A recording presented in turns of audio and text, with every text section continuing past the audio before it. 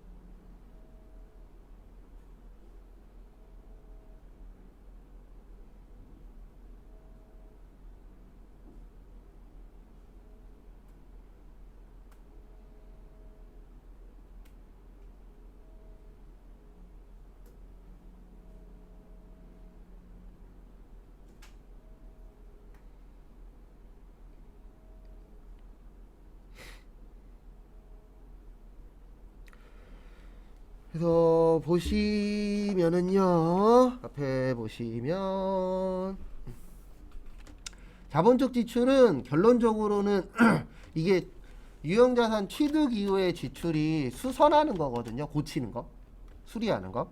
왜냐면 우리가 뭔가 물건을 산다 그래서 끝이 아니잖아요. 대부분 유형자산은 1년보다 긴 거예요. 그러니까 뭐 만약에 에어컨이야. 그러면 에어컨이 계속 고장 안 나면 당연히 좋겠지만 쓰다 보면은 고장 날 때 있어요, 없어요? 있죠. 네, 그러면 이제 우리가 돈을 줘야 되잖아요. 네, 돈을 안 줄 수가 없죠. 네, 그거 관련된 내용이라고 보시면 되세요.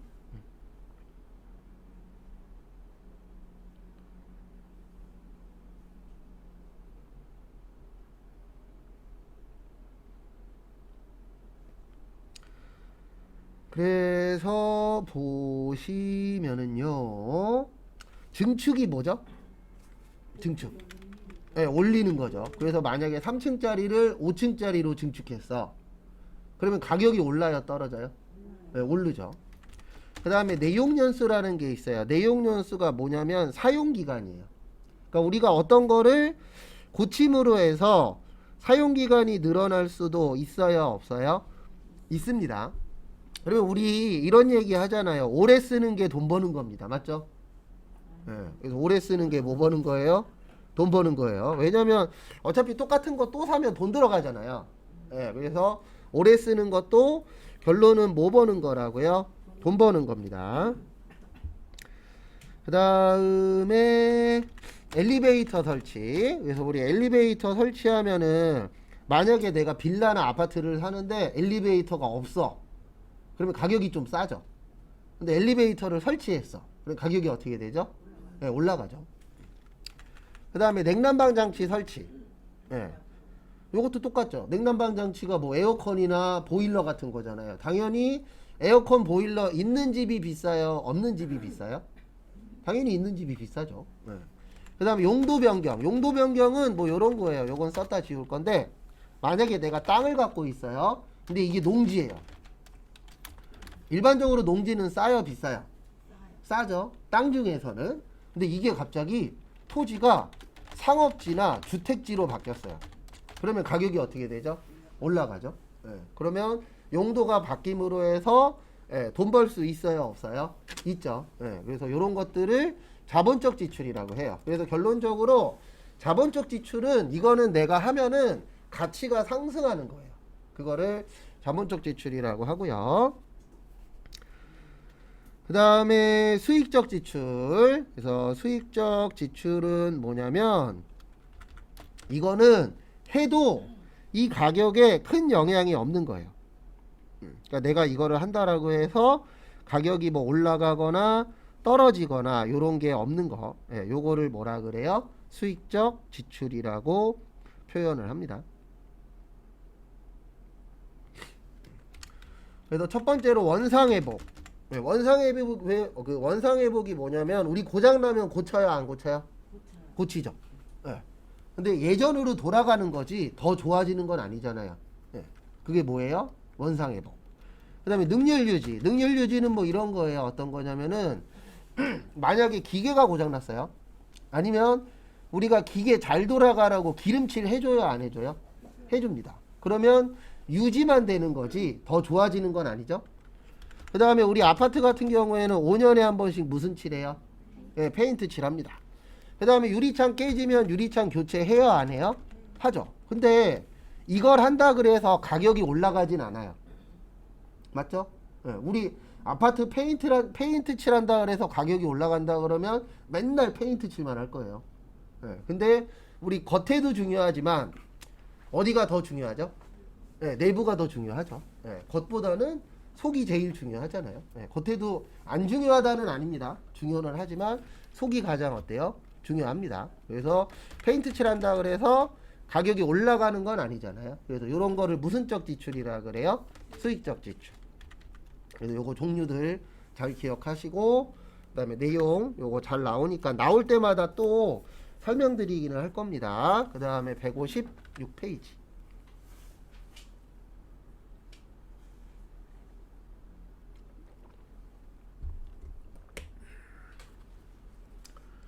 그래서 156페이지 보시면 감가상각. 감가상각. 감가의 뜻이 뭐죠? 예, 요거는 감소하는 거예요. 예, 가치가 뭐 한다? 감소한다. 예, 그거를 감가라고 표현을 합니다. 그래서 우리가 일반적으로 물건들은 쓰면 쓸수록 가치가 어떻게 돼요? 떨어지죠. 예, 그거를 뭐라 그래요? 감가상각. 그래서 감가란 자산의 가치 감소를 뜻하는 겁니다. 그래서 유형자산의 감가상각이란 해당 유형자산의 취득 원가를 효익을 제공하는 기간 동안 저기에다가 밑줄 치세요. 체계적이고 합리적. 그래서 감가상각은 꼭 요거여야 돼요. 체계적이고 뭐여야 돼요? 합리적.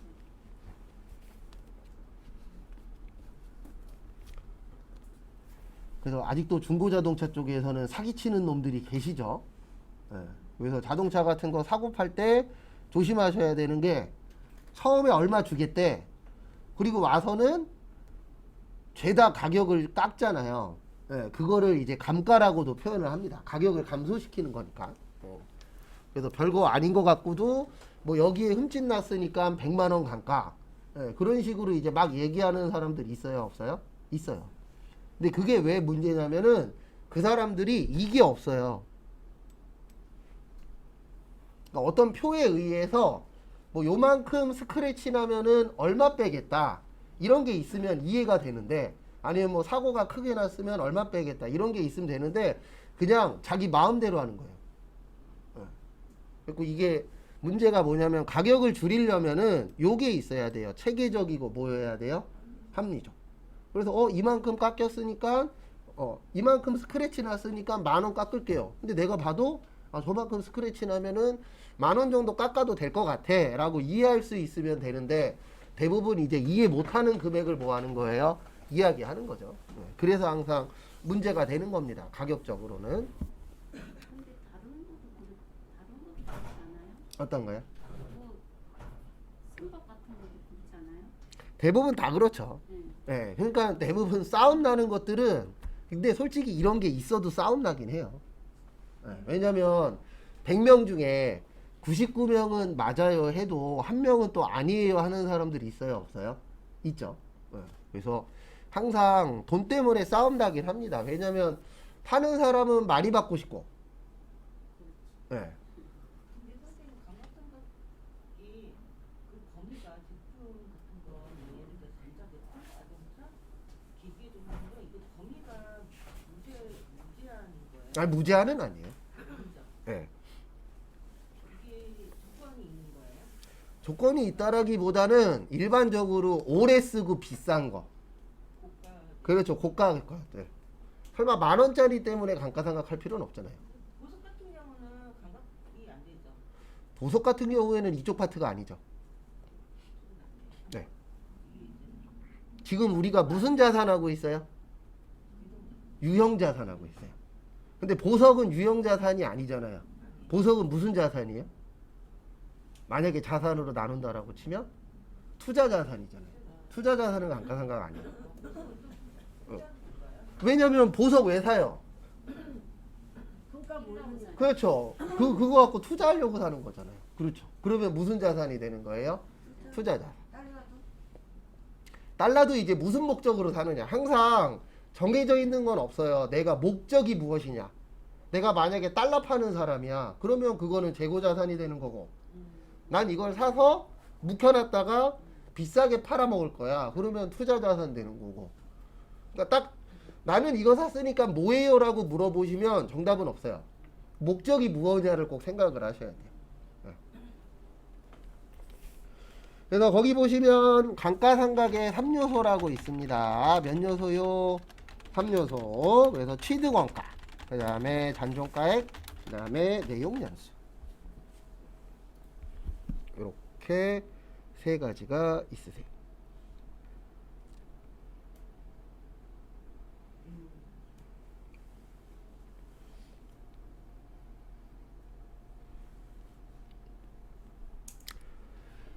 그래서 앞에 보시면은요, 같이 한번 또 보시면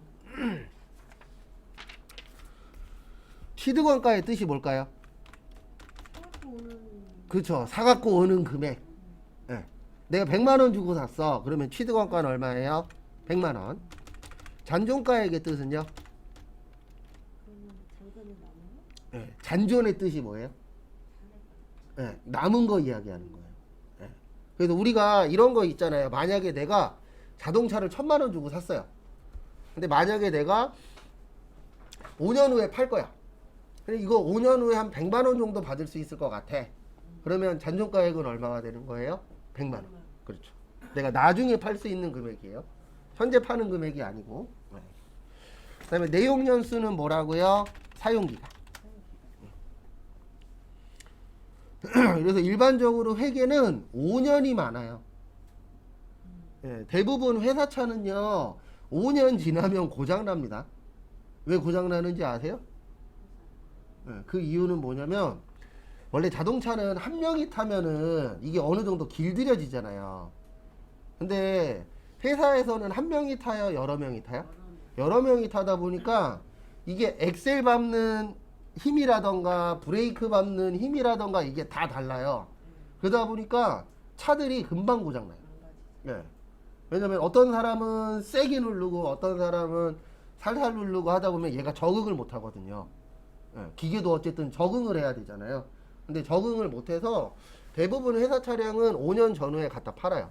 왜냐면 대부분 뭐 이게 100% 맞는 건 아니지만 5년 지나면 그때부터 이제 잔고장이 시작해요. 그래서 회사는 리스가 네, 그렇죠. 리스가 많죠. 네, 리스도 많고 그 다음에 회사가 차를 사도 5년 이후에 대부분 다 갖다 팔아버려요. 그래서 그런 부분은 있습니다. 네. 그래서 일반 차량이랑 회사 차량이랑 좀 달라요. 네, 그래서 회사 차량은 좀 제 개인적인 생각으로는 안 사는 게 좋을 수도 있어요. 네, 왜냐면 너무 많은 사람들이 길들여 나갔고 얘가 이상해요. 그렇죠. 뭐 그런 것도 있고. 그래서 요 세 가지를 감가상각의 몇 요소요? 3요소. 그 다음에 거기 밑에 보시면 이거 공식 외우셔야 돼요. 정액법, 정률법, 연수학계법, 여기는 빠져 있는데 이중체감법, 생산량 비례법. 2장짜리 외우시라고 나눠드린 거에 요 내용은 있습니다.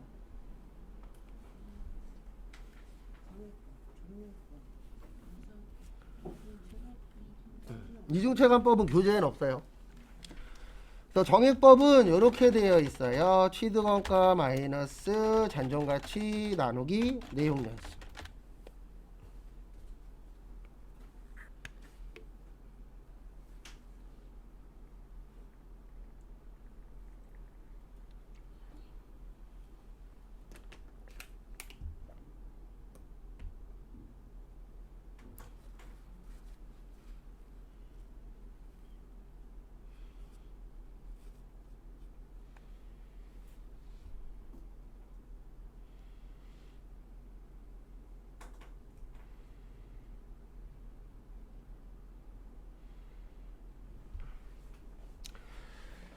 그래서 이 정액법의 특징은 뭐냐면은요, 매년 감가상각비가 일정해요. 그래서 정해져 있다 그래서 무슨 법이라 그래요? 정액법. 그래서 우리가 정액 그러면은 금액이 뭐 되어 있는 거죠? 정해져 있는 거죠. 그래서 정액법이라고 하고요. 그 다음에 정률법. 정률법은 취득원가 마이너스 감가상각 누계액 곱하기 정률. 그래서 얘의 특징은 초기에 감가상각비가 커요. 크다.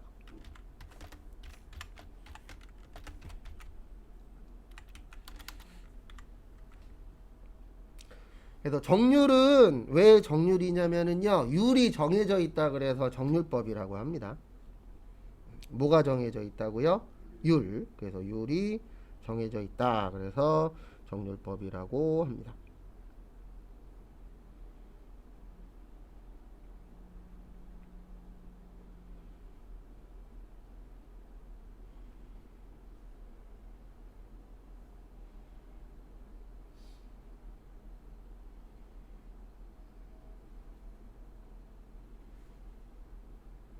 비율이 정해져 있다고요? 네, 율이 정해져 있다. 율이 퍼센트 이야기하는 거거든요. 그러니까 비율이 정해져 있다 그래서 무슨 법이라 그래요? 정률법. 그 다음에 연수학계법은 취득원가 마이너스 단종가치 곱하기 내용 연수의 합분의 자녀 내용 연수. 그래서 연수를 합계내서 계산한다. 그래서 무슨 법이라 그래요? 연수학계법. 그래서 제가 좀 이따 한 번씩 보여드리긴 할 거예요.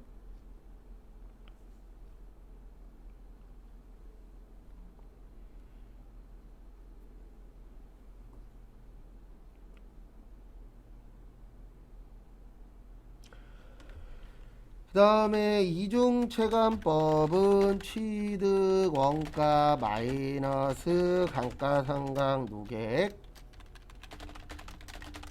곱하기 내용연수분의 2.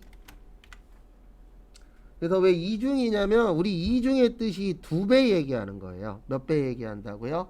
2배. 그래서 위에 2가 들어가는 이유는 2기 때문에 그래요.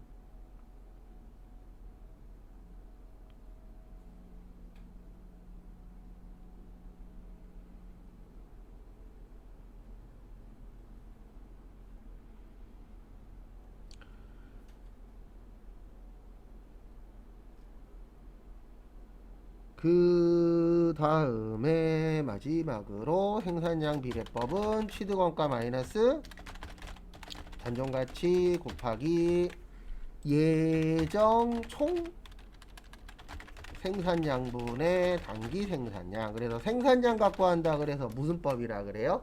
생산량 비례법.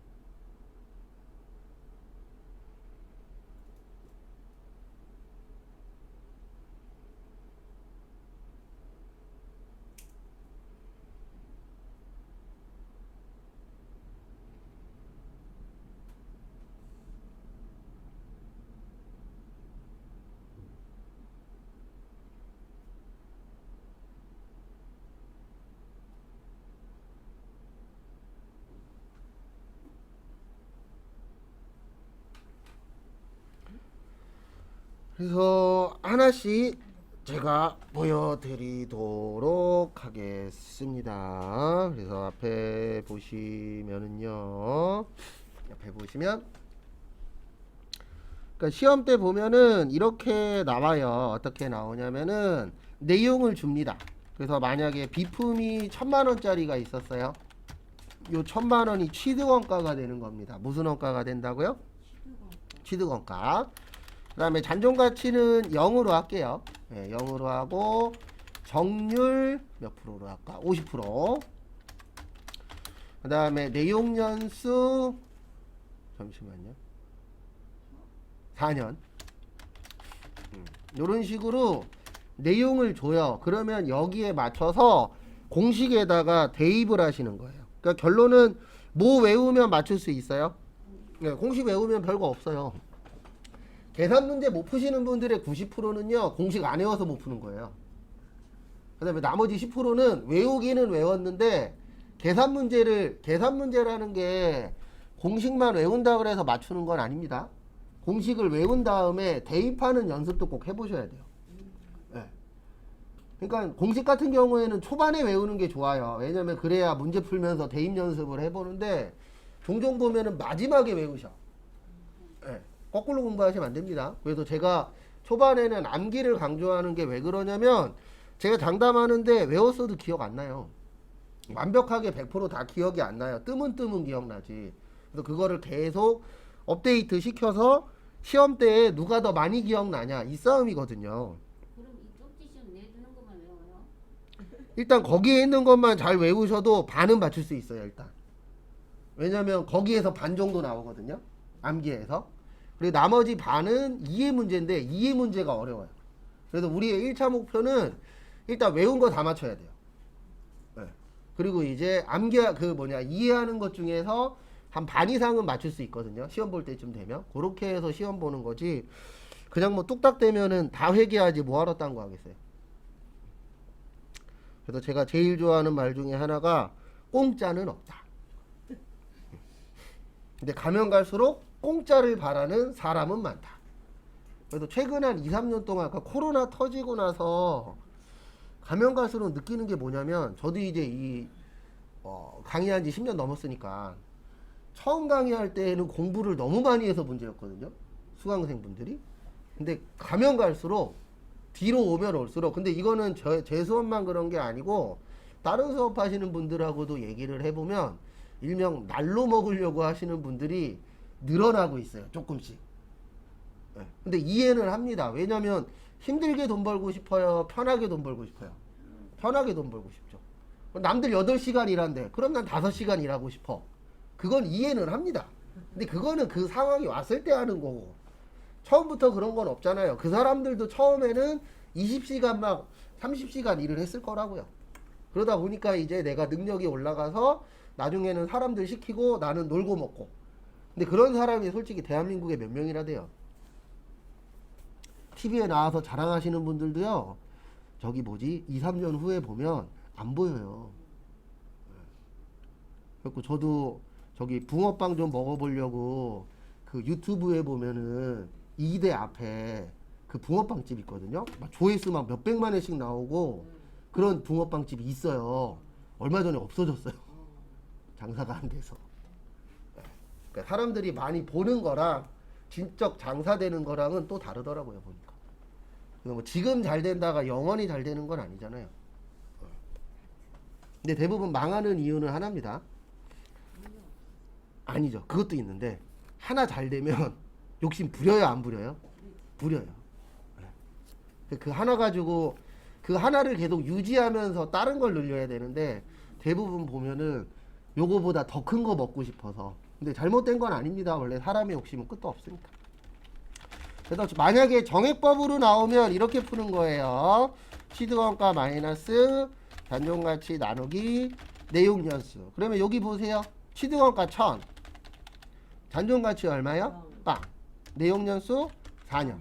그러면 얼마 나와요? 250 나와요. 요게 1차. 그 다음에 2차 1000만원 빼기 0 나누기 4 해서 여기도 250.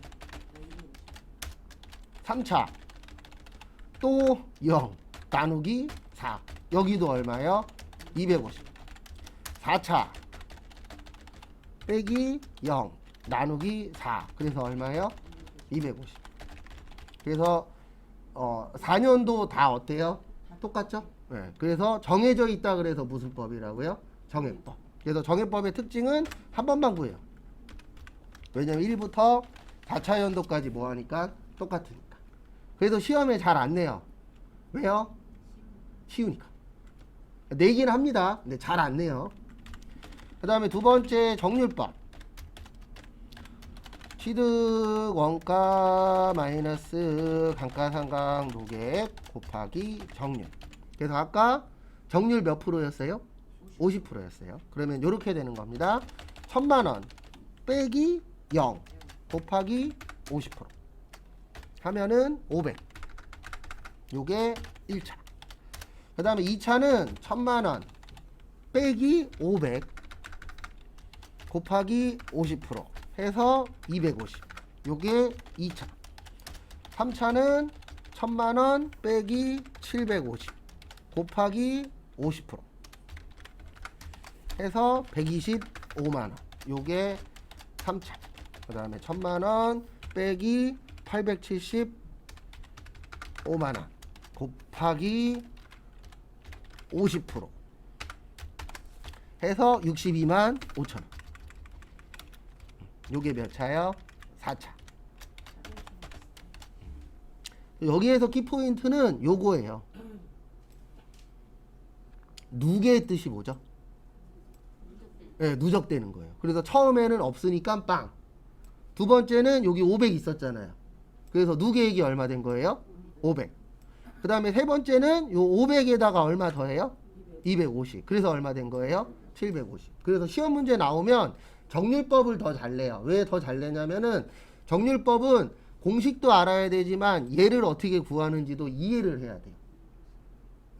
그래서 누계 그러면 누적되는 겁니다. 그래서 처음에는 감가상각을 한 적이 없기 때문에 누적된 게 없잖아요. 그래서 0으로 시작하는 거고, 그 다음에 두 번째는 첫 번째에 500만원 나왔었잖아요. 그래서 500. 그 다음에 세 번째는 500에다 250 있어서 얼마요? 750. 그래서 시험 문제는 주로 요거를 많이 물어봐요. 3차.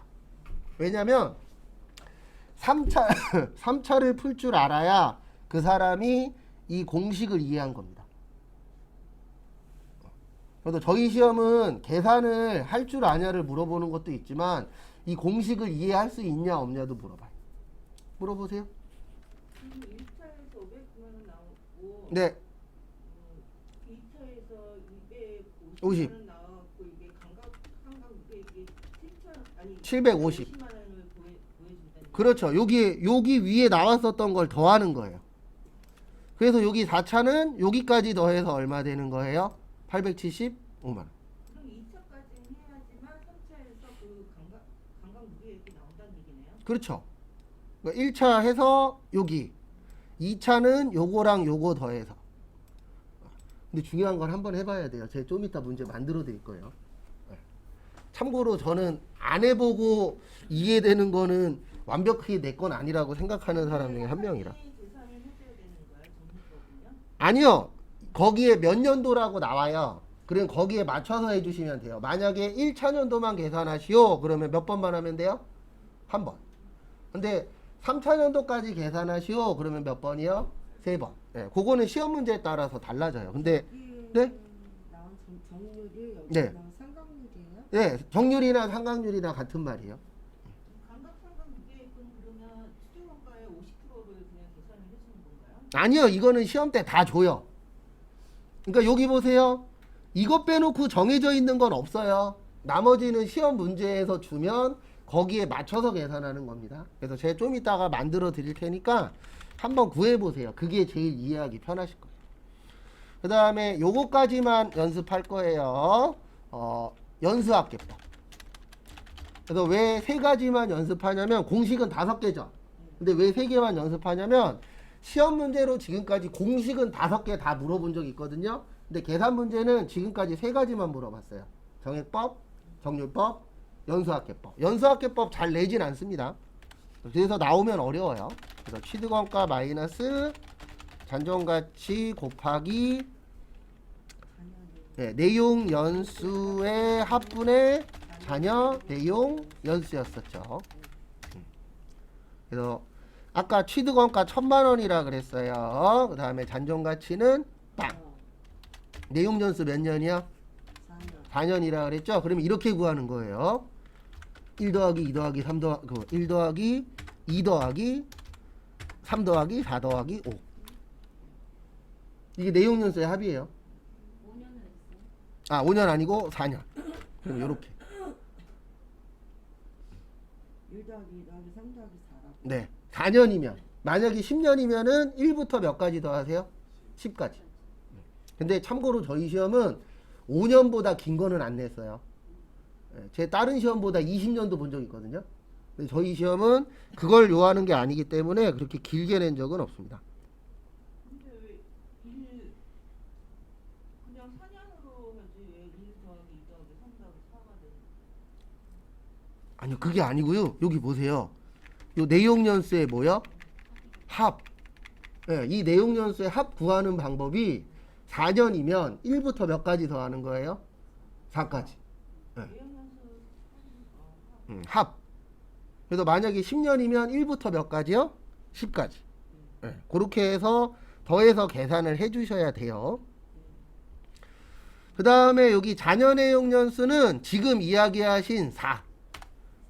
예, 자녀의 뜻이 뭐예요? 남아요. 예, 남아있는 거예요. 그래서 지금 현재 몇 년 남았어요? 4년.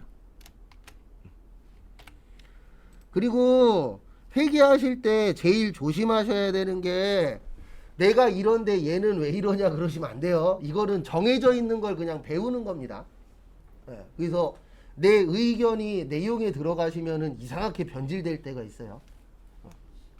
그래서 정해져 있는 틀 안에 내가 들어가야 되는 공부입니다. 이미 다 만들어져 있기 때문에. 그래서 계산하면 이렇게 돼요. 400만 원 나와요. 요게 몇 차예요? 1차. 그 다음에 2차는 1000만 원 빼기 0 곱하기 1 더하기 2 더하기 3 더하기 4 더하기 분의 3. 왜 3일까요? 네, 이제 한 번 했으니까 몇 년 남았어요? 3년 남았죠. 그래서 3이에요. 그래서 자녀라는 거는 남은 걸 이야기하는 겁니다. 그래서 300 요게 2차. 그 다음에 할 때는 이게 1년치 결산할 때 연말에 합계를 그 내용연수 합이랑 그 분의 자녀 내용 연수를 그때 1년에 한 번씩 할 때 적용되는 계산이죠. 그렇죠. 정확하세요. 그래서 감가상각은 1년에 한 번만 하는 거예요. 그 다음에 1 더하기 2 더하기 3 더하기 4분의 2 해서 200. 요게 3차.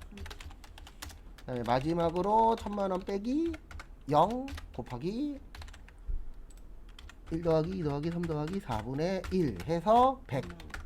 요게 4차.